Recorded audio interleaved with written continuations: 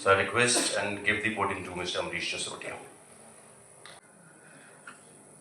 जहां तक मैं युवाओं की समस्याओं को समझता हूं, एक युवा हूं और 2010 से स्टूडेंट एक्टिविज्म में हूं और पिछले ही वर्ष मैंने असेंबली का चुनाव भी कंटेस्ट किया कठुआ के जसरोटा से।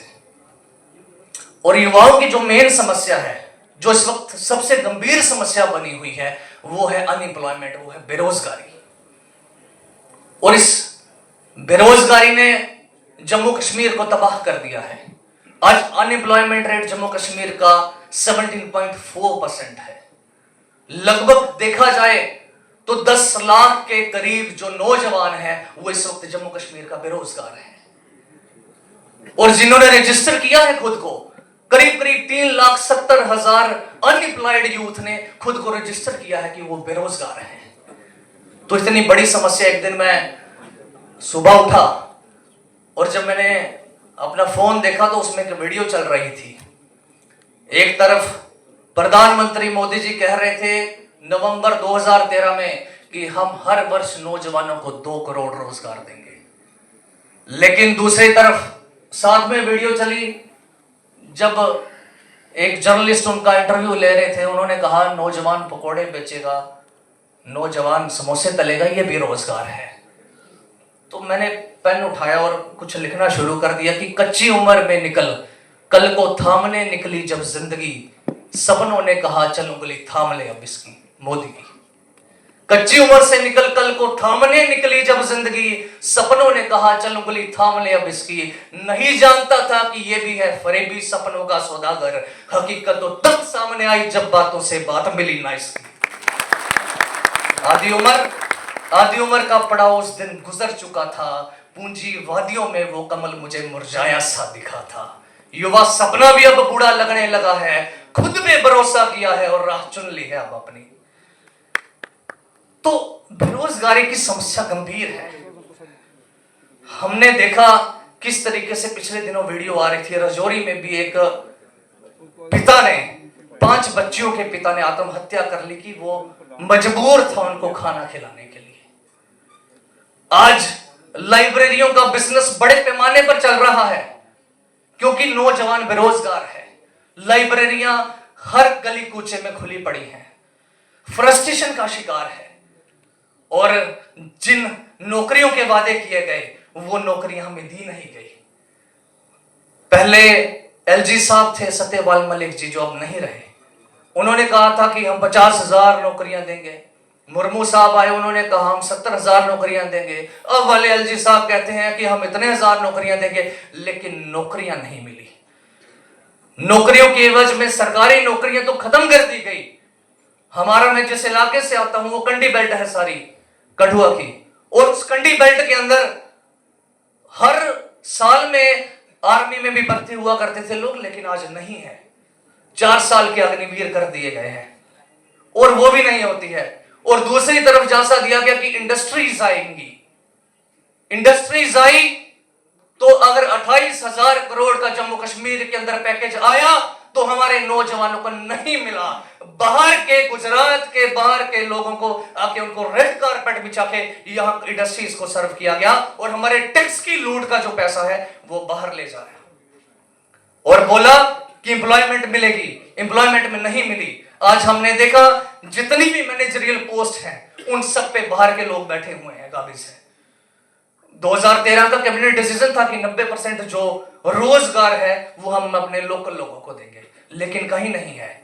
आज हमारे लोकल नौजवान ग्रेजुएट मास्टर्स करके आज मजबूर है वहां लेबर का काम करने को और 12 घंटे का मात्र 12,000 मिलता है। तो इस तरीके की समस्याएं से जब हम उबर रहे हैं और इंडस्ट्री ने जमीन हमारी ली, पानी हमारा लिया, हवा हमारी ली, सब पल्यूट किया तो हमारा किया, और इसकी एवज में नौजवानों ने रोजगार मांगा और रोजगार भी नहीं मिला। तो ये बड़ी समस्या है। जिस इलाके से मैं आता हूं वहां हमने स्ट्रगल किया, पॉलिसी मेकर की हमें भी समझ नहीं आती कि कौन सी पॉलिसीज बनाते हैं ये लोग। एक 8-10 गांव के बीचों बीच ग्रीन लश एरिया, वहां हजारों की संख्या में पेड़ काटने को उतारू थे और 2-2 गाड़ियां पुलिस भेज के वहां पेड़ काटने के लिए आ गए।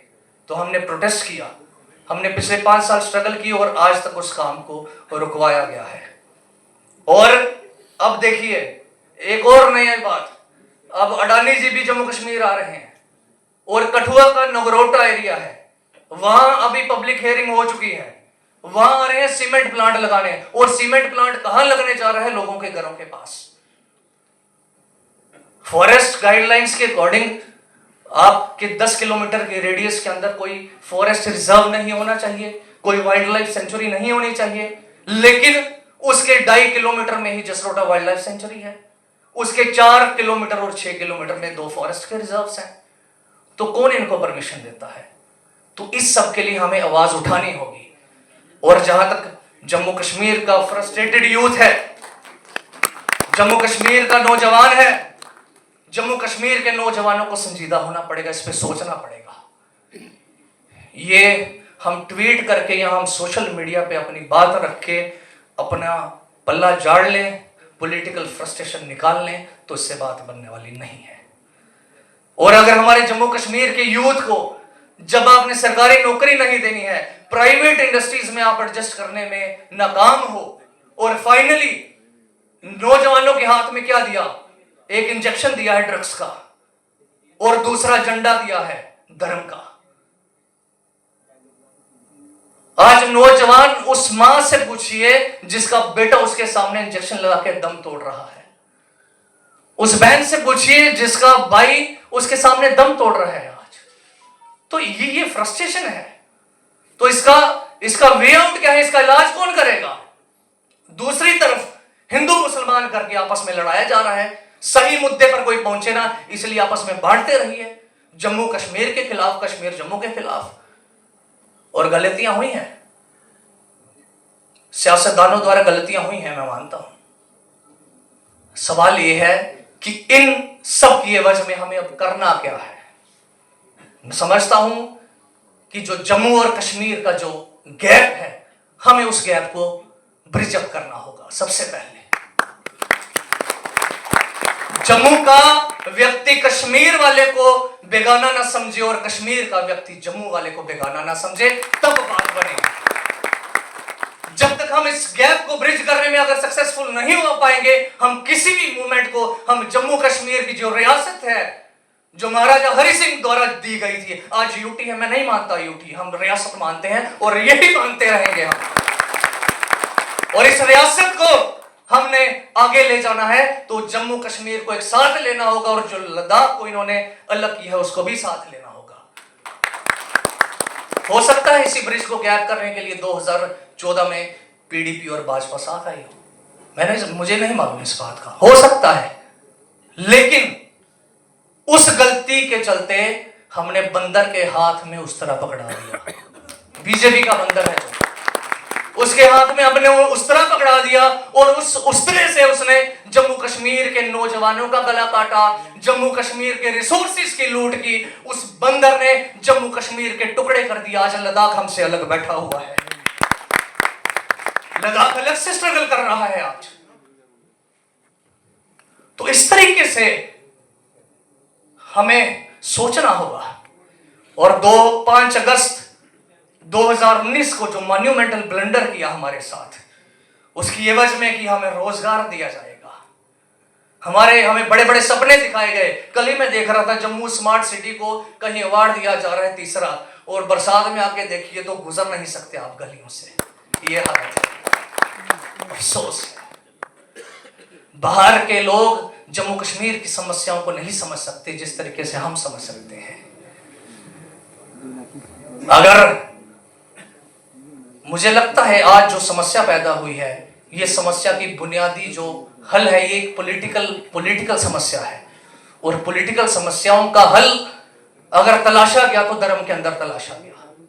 पॉलिटिकल समस्याओं का अगर कश्मीर से पॉलिटिकल मूवमेंट को डाइवर्ट करके अगर धर्म की मूवमेंट बनाया गया, तो उसका फायदा जम्मू में बीजेपी ने लिया। बीजेपी ने पोलराइज किया यहां के लोगों को, और आज हमारा नौजवान पोलराइज है। नौजवान बेरोजगार नहीं मांग रहा, वो झंडा उठा के चला हुआ है धर्म का। धर्म पेट नहीं भरेगा। एक बेरोजगार का कोई धर्म नहीं है। एक बेरोजगार का धर्म यही है कि उसकी बेरोजगारी किस तरीके से खत्म हो, फिर जाके बाकी बातें होंगी तो मैं मान सकता हूं कि ये सही हो सकता है।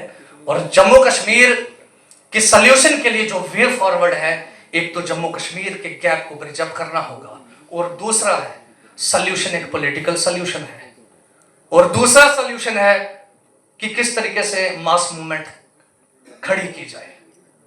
और पॉलिटिकल सॉल्यूशन के लिए हमें देखना होगा कि कौन हमें बेहतर डिलीवर कर सकता है।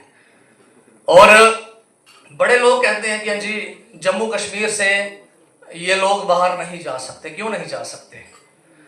किसानों ने दिल्ली के अंदर दिखा दिया 1 साल स्ट्रगल करके कि जो पार्लियामेंट में जो कानून पास हुए थे उनको भी वापस ले लिया गया। और मैं समझता हूं कि आम व्यक्तियों की, नौजवानों की जो स्ट्रगल है वो फ्रूटफुल हो सकती है और वो जम्मू कश्मीर का फ्यूचर तय कर सकती है। और इसलिए मैं नौजवानों से आह्वान करूंगा कि उठ खड़े हो जाइए, अपने फ्यूचर के लिए, अपनी रियासत के लिए, अपने हक के लिए अपनी आवाज को बुलंद करिए। फेसबुक ट्विटर से ये नहीं होने वाला है। आज जो गल बात का प्रोग्राम है, बात जो है वो ना आज हमारी सड़कों पे हो रही है, ना संसद में हो रही है, ना कहीं और हो रही है। तो इस बात को, इस आवाज को बुलंद करने के लिए हम सब लोगों को एक पेज पे आना होगा। और मैं यही कहना चाहूंगा सभी नौजवानों से कि आइए मिलकर जम्मू कश्मीर की तस्वीर और तकदीर को बदलते हैं। बहुत बहुत शुक्रिया, धन्यवाद।